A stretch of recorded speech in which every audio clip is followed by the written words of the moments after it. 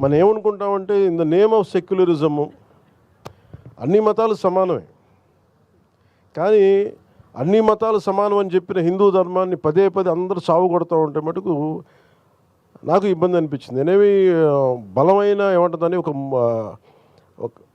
ఒక మంకు పట్టుబట్టే లేదంటే ఒక మూర్ఖంగా పట్టుబట్టే హిందువుని కాదు నేను. అన్ని మతాలు బాగుండాలని కోరు, అది నా ధర్మం చెప్పింది. కానీ అలాంటి నా ధర్మం మీద పదే పదే దాడి చేస్తున్నప్పుడు దీనివల్ల ఓట్లు వస్తాయా, ఓట్లు పోతాయా నాకు తెలియదు. ఇవన్నీ ఏ దేవుడైతే ఉనికినిచ్చాడో, ఏ పరమాత్మ అయితే మనకి స్థానం ఇచ్చాడో ఆయన్ని కాపాడుకోలేనప్పుడు ఎన్ని పదవులు వచ్చినా నిష్ప్రయోజనం. పైగా ఇంకోటి పొలిటికల్గా కూడా మనం ఎంతసేపు మిగతా మతాల మీద దాడి జరుగుతున్నప్పుడేమో మనం వెనకేసుకొస్తాం, హిందూ ధర్మం మీద దాడి జరుగుతున్నప్పుడు ఒకళ్ళు మాట్లాడరు, ఎందుకంటే ఓట్లు పోతాయని.